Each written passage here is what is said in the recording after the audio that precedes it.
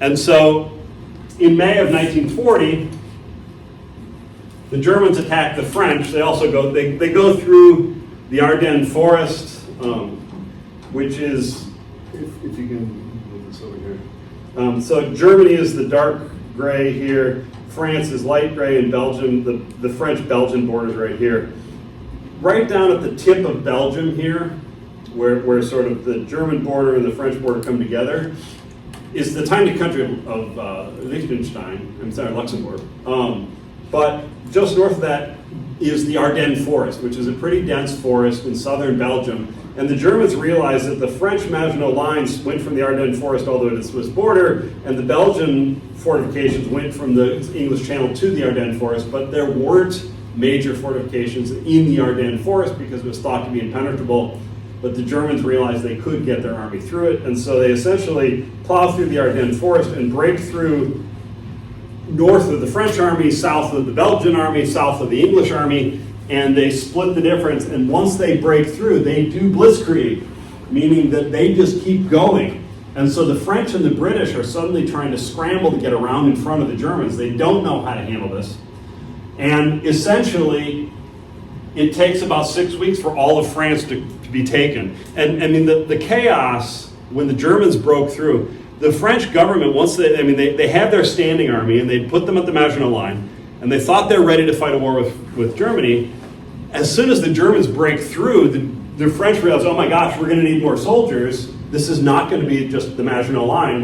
This is World War I all over again. So they called up all their reservists. Remember, in France, you have to do 3 years of military service, and then you're in the reserve until like age 40, and they can call you up at any moment. So they called up all their reserves. They're like, this is going to be a total war again. They called up all the reserves, but the Germans were moving so fast that there were many cases of the French reservists getting a notice saying, tomorrow morning, show up at this armory and report for duty, and they show up at the armory and there are Germans there already. The Germans are just, and the Germans, this is the cool part, the Germans have realized that they don't need to bring fuel supplies for their tanks, they just use French gas stations. So they're literally just pulling up lines of tanks at gas stations, and filling up all the tanks, running the gas stations dry, going to the next gas station, and then they just plow ahead. And the French just can't keep up with them. They're not prepared for a war of motion like this. The French just simply hadn't planned for that. And so France falls in about 6 weeks. They surrender by mid-June. Belgium and Holland fall at the same time. Any questions about that? So at this point, by mid-June, Germany now controls Poland, or half of Poland.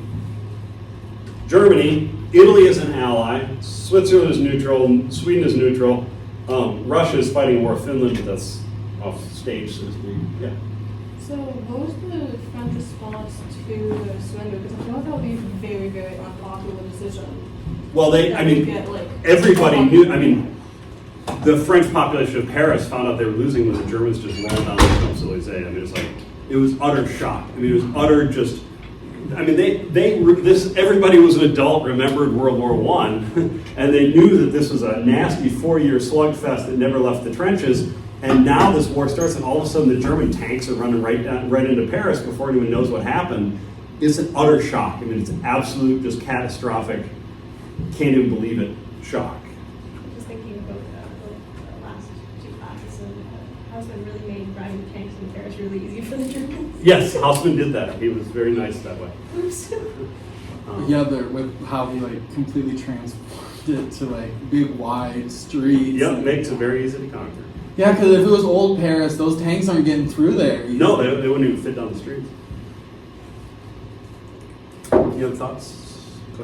Also, if it were old Paris, it would be pretty easy to just rip up the cobblestones And build barricades. Make barricades. Absolutely. And just basically make impromptu trenches out of the city. Oh, absolutely. But we're like, no, why do we do this against our own citizens? Now we're screwed here. I mean, it might have stopped a lot of other rebellions, though. Who knows how many more attempted and unsuccessful French So revolutions. there's only one guy sitting there crying. Yeah. Why do we do that?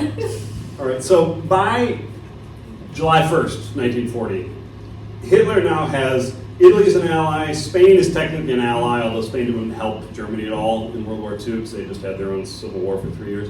Portugal is technically an ally, although they're about as much help as Spain. They're not really interested. But they're fascist countries. They're not a threat, right? Switzerland's neutral. Sweden's neutral. Ireland is neutral because they hate the British as much as they hate the Germans. And so, you know. Not a fan of fascism, but they got a history. Exactly. And then Romania and Hungary and Bulgaria are German allies also, and they have fascist governments. There's Austria. Austria has been absorbed by Germany. It's down here. Okay. Do they like invade Austria, or does Austria just kind of say, "Hey"? Oh, that was It was the Anschluss. It was a weird sort of political theater dance where Hitler forced the Austrian government to name a Nazi as the Minister of the Interior, and then he said, "There's chaos in the country. I'm inviting the German military in to create calm." And then, so the Germans just happened to be ready to invade, and they took over the country, and then they held a plebiscite where 99% of Austrians said they wanted to convert Germany, which is absolutely absurd. But they did those numbers somehow. Yes. They cooked those books. So essentially, at this point, the countries that are not under either German allies or German control are Great Britain, Yugoslavia, Greece, and Albania. Right? And Iceland. I should mention, Iceland did declare war on Germany, and Iceland was in a combatant in World War II, although I don't think that. How many does Iceland even have? Like, I feel like Iceland's entire population is probably well below any one of the countries. Oh yeah, they had no role whatever, but I have to mention they were on the right side in World War II. Yes, they were not only in the war, they were on the right side. So, any questions about that? Yeah. Finland still? Finland actually fights off the Russians, because remember the Russians tried to invade Finland in the Winter War in early 40, and then Finland signs a peace treaty with the Russians where they give up a little slice of territory, but basically they win because the Russians give up. But Finland then does sign an alliance with Germany, mostly because they figure Germany is the biggest, baddest enemy of Russia, and so if they want help against Russia, Germany is the place to go, not because the Finns are particularly fascist. What? When was Vichy France established? I'll talk about that momentarily. I mean, basically, the answer is July of 1940. The French government collapses. The leaders some of the leaders of the French government escape to Great Britain and try to set up what's called the Free French government, where they claim to be the government of France, even though they're not in France. And have no control over France. Right. And the guy who would be the leader of the Free French is a French general named Charles de Gaulle. But then the Germans would set up a government in France called the Vichy regime, which is named after a spa city in central France.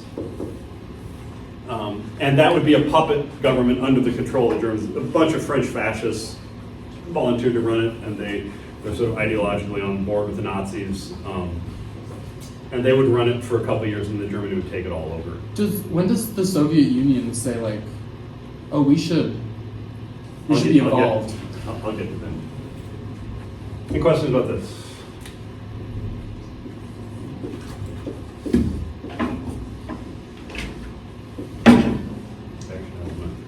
Battle Britain first.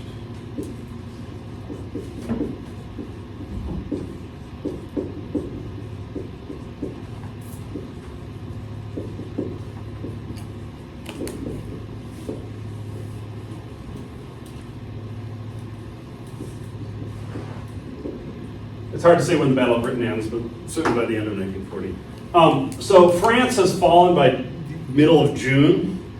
And the Germans basically say, okay, the next plan is we are going to get England to back out of the war. Now Hitler actually thought of the British as race allies. They're Aryans. They're supposed to be on my side. Aren't the French also? No, the French are Latin. Oh! They're down there with the Spanish because they and didn't the have enough of the Portuguese. Germanic roots. Right, exactly. Okay. the I wasn't Italians also quite have up on something. Hitler's Yeah. race science. I mean, the Nazis don't have a big ideological place for Latins in their Yeah. schema. They're sort of they're what the Germans call it, or Hitler would call it, a race or a culture-bearing race. They can carry on civilization just fine. They're smart enough for that, but they're not very creative. So they're. What's they're odd though is like a lot of fascists love like classical, like romantic and classical like throwback stuff. yeah. In general, when stuff started happening in Italy, Hitler purposely ordered sparing some different monuments and Mhm. stuff. Oh, yeah. So it's like, that's pretty, leave it alone. So the next Nazi goal then, they pretty much have control of the continent, but they need to get England out of the war. But he thinks of the English as race allies, so he doesn't really need to conquer them. He doesn't have a plan to conquer England and hold it forever. He just wants England to stop fighting him so that he can fight Russia all by himself. Because Russia needs to be handled. Yes, Russia needs to be conquered. Listen. Weren't the Norwegians also technically going to Hitler race allies? But they are. Yes, but he needed Norway for tactical. He needed for and what they did in Norway is they put in a government under Vidkun Quisling, who was a Norwegian Nazi. Yeah, And they just basically said, sounds "Oh, like you're our Norwegian friends now values." because you're run by a Nazi government." In Denmark, there was no Nazi movement, and so they just left King Christian X in charge in Denmark. And had their military hanging out. Well, they didn't even want to occupy the country, so they basically said, "You guys promise not to do anything? Okay." And then they just left Denmark alone because they just wanted to make sure they could get through Denmark to Just kind Norway. of thoroughly scare them and Yeah. So the Nazis, first of all, their thought is that they come up with a plan for what they call Operation Sea Lion, which is a massive amphibious invasion of England. that's a bold move, I feel like. But they very quickly get told by the German Navy that that's impossible, that the British Navy is so powerful that there's no way you are going to do an amphibious landing against the British Navy. They will blow you out of the water, and there's just no way it's going to work.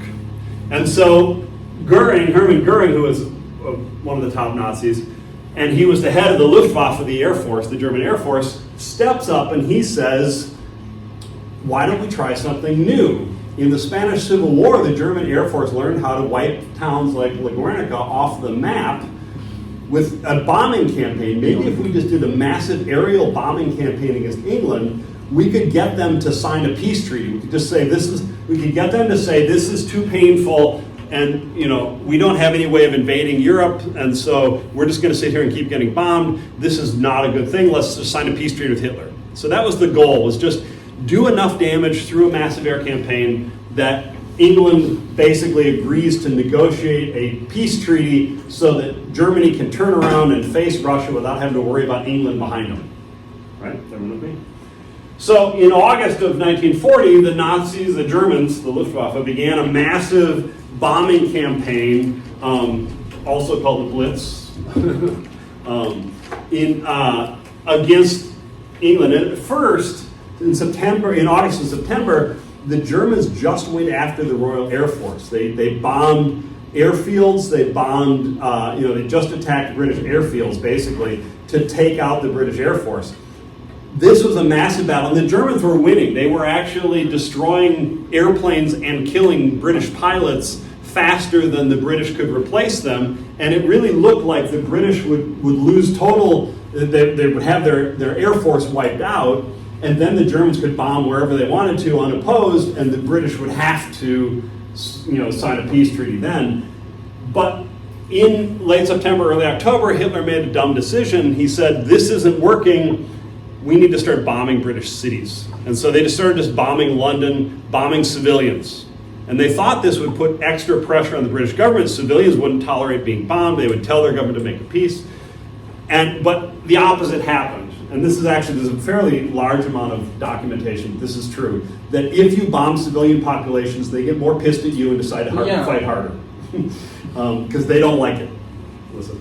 Didn't Hitler do that in part because the British organized a small bombing raid over Berlin that didn't do a lot of damage but really pissed Hitler off? I am not aware of that. It would have been essentially a suicide mission because the British didn't have airplanes that could make it all the way to Berlin and back yet. The Liberator was coming, but wasn't there yet. The B-24. So I'm not aware of that, but it's not to say they didn't do some small raid that was essentially a suicide raid where you ditch the airplanes and, you know. Well, it seems like obvious to me though that like you bomb the civilians like unless you attack them with such force that they see no possible way to beat you, which is like kind of the American strategy in Japan at the end. Mhm. Like they're probably just gonna be like, oh, you think we're your enemy now? We'll be your enemy. Like, Yeah. Well, part of the problem the Germans had was that the German Air Force, I mean, air forces were evolving rapidly. In World War I, you had these tiny little airplanes that were made out of canvas and wood, and they couldn't carry much. By World War II, you have metal airplanes, although the British are still making some airplanes out of wood. The Hawker Hurricane had a wooden body, but yeah. interesting choice. But the Germans had really innovated blitzkrieg, and their air force was really focused on blitzkrieg. So they had light bombers that could carry, you know, a couple thousand pounds of bombs, but not a whole lot. But they did not have these massive heavy bombers that the Americans and British would develop. And so the Germans really couldn't deliver that much destruction. They could bomb every night, but each airplane had a fairly low payload and didn't cause that much destruction. I mean, I don't want to minimize, a lot of people died, and you know, but the German Air Force was simply not able to deliver as much ordnance as the Americans and British, because by 1941 or 2, the Americans and British have the B-17 Superfortress and the B-24 Liberator and these massive bombers that can carry thousands and thousands of pounds of bombs and drop it, and you know, those things are long range. They can fly really long distances and deliver enormous amounts of ordnance. The Germans never had that. They never developed that during World War II. And so the Battle of Britain, the bombing campaign wasn't as effective as it might have been. It wasn't as effective as American and British bombing raids on Germany were later, precisely because the Germans didn't have the payload to do it. So once they switched to bombing the cities, this allowed the RAF to recover because they're no longer bombing airfields, which means the British aren't losing airplanes on the ground, which is what they were doing initially. The Germans were bombing the airfields and destroying dozens of planes on the ground before they ever got in the air. Now they're bombing the cities, and so the British airplanes are not getting blown up on the ground. They're getting shot out of the sky, but better. And so the British basically hold on for dear life. And the Battle of Britain by late November really had failed. And by December it's over and done. And so what Hitler basically decides at that point is England is not going to surrender. England refuses to surrender. Winston Churchill is now the prime minister. He's got the backbone. He's going to fight to the end, etc. He's a stubborn SOB. And so Hitler basically says, well, I can keep trying to do this to England, but this is fruitless. The British are not going to be able to invade continental Europe. They're not a problem. They're stuck on their island. I'm just going to turn around and go forward with my plans. Now, the one other thing I want to mention is Dunkirk. Have you all seen the movie? No. Really? Why is Harry Styles in a war movie? He was silent. What is he doing? He's just a random dude. No, he's In the in the fall of France, the Germans, the Germans break through the Ardennes forest and they start racing through France. The British very quickly realize that they are cut off from the French, that the Germans have cut between the British and French armies, and the British are cut off. And so they essentially immediately decide they've got to get the hell out of there. And so they rush to the coast, and they wind up with several 100,000 soldiers at a town called Dunkirk. And they don't have any way to evacuate them, and the Germans are wiping them out, just bombing the troops sitting on the beach at Dunkirk. And it looks like the British army is just going to get wiped out, but the British government sends out a call to every single person in Britain: if you own a boat that can make it across the English Channel, go to Dunkirk and pick somebody up. And so people were going over there in like sailboats and fishing boats and tugboats, etc., and picking up as many soldiers as they could. And they actually evacuated virtually the entire army at Dunkirk. So the British did save several 100,000 soldiers. If they had lost that army at Dunkirk, they probably would not have been able to do anything for years, and World War II would have gone very differently. But the British managed to evacuate the army at Dunkirk. But Hitler decides after the Battle of Britain that England is not a threat. England is not a problem. But at this point, one other thing has come up, and that is Albania. Mussolini is a fascist dictator, and he sees Hitler conquering Belgium and Denmark and Norway and Holland and France, and he's like, He man, feels inadequate. I feel inadequate. I really want to conquer something. And so he picks Albania. And It's not the same as all of Poland and France and Norway. It gets He worse than started this. fascism first. Like, he deserves a win. So he invades Albania, and the Greeks immediately start helping the Albanians, and the Italians get bogged down and can't take Albania. And so Hitler decides, this is embarrassing. My main ally can't even take Albania. I've got to help. So in the spring of 1941, in April, the Germans would actually launch a major offensive into Yugoslavia and then down into Greece, and would conquer Greece, Albania, and Yugoslavia. They conquered Yugoslavia mostly to get to Greece and Albania. So essentially, they conquer Yugoslavia and Greece in early 1941.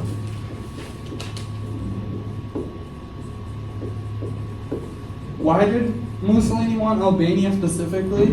It was there, and it Just seemed close reasonable. over like just a little channel and you could be there. Yeah, exactly. Seems like a good. I feel like What could go wrong? Hitler then coming in and conquering two other countries in his effort to help him you conquer out Albania. is probably more embarrassing. I don't know if you guys are aware of it, but there was, in my childhood, there was still a whole slew of jokes about the Italian military based on World War II. I remember two of them. One is, how does the Italian admiral review his fleet in a glass-bottom boat? And did you hear about the new Italian tank? It's got 4 gears in reverse and 1 in forward in case the enemy gets behind them. I told you about Catch-22, the novel. There's actually a film of Catch-22, and there's a scene in there, I think I told you this, but these American airmen are having a party at this Italian house, and it's a bunch of young Italian women and the American soldiers, and they're dancing and singing and drinking, and there's this one old Italian guy in his 80s sitting in an armchair in this living room, and he's just sitting there. And one of the soldiers, in the movie it's Art Garfunkel, but one of the soldiers goes up to, yeah, I know, right? Goes up to him and is like, kind of taunting him, like, oh, you Italians, you surrendered right away. And the old guy goes, yeah, we surrendered right away because we're smarter than you are. You're all going to die in the war, and I'm going to be here at the end of it because we surrendered. And it sort of captured the American attitude towards Italy. I'm not sure it was actually accurate. So, like, what about the Italian leadership made us that, like, it did end up getting kind of viewed as, like, you know, something up the valley? Like, why did that? Well, I mean, What did they? What's wrong with them? well, Hitler had like specifically like conquering goals, whereas did Mussolini ever have like, I need to conquer more land for the Italian? Like, he didn't have the same race science type stuff. He wanted to recreate the Roman Empire. He thought he could take control of the entire Mediterranean and recreate the Roman Empire. Mhm. But the Italians simply didn't have the blitzkrieg innovation the Germans did. They had some good weapons. Fiat airplanes are actually pretty good, pretty fast, but they didn't have a good tank, and they didn't have the right training. They weren't up to it. They weren't ready for World War II. Yeah. And Mussolini said that, did Hitler think that was my own friend? No, because Hitler didn't care about the Mediterranean. That's but like Roman Empire pretty famously extended up. Oh no, no, it was pretty clear that was not going to do. It was. He just wanted the Mediterranean part of it. Yeah, he just wanted the Mediterranean. He wanted to recreate the Roman Empire in the light of modern day colonialism for him. The last thing I just want to mention is that Mussolini also tries to conquer Libya. Oh. They had conquered Libya, but basically he decides in Libya he's going to invade the British colony of Egypt. And so the Italians try to do that, and the British absolutely crush them. And in order to save the Italians from yet another embarrassing loss, Hitler decides to put together a military force called the Afrika Korps, which he sends to Libya to fight, and they begin to, they take over here is Algeria and Tunisia, which are French colonies, and so those are basically under German control after the French surrender. Libya is an Italian colony, and they basically start to attack Egypt, which is defended by the British in 1941. Any questions about any of that? That is the first period where the Germans are winning and winning and winning. So if you look at, the beginning of June 1941, basically everything except the Soviet Union on continental Europe is either a neutral country like Switzerland or Sweden, or it's controlled by a German ally like Spain and Italy and Portugal, or Romania, Bulgaria, Hungary, or Hitler has conquered it like Denmark, Norway, Holland, Belgium, France, Greece, Yugoslavia, etc. So Hitler basically controls the entire continent of Europe except for the Soviet Union in June of 1941. Any questions?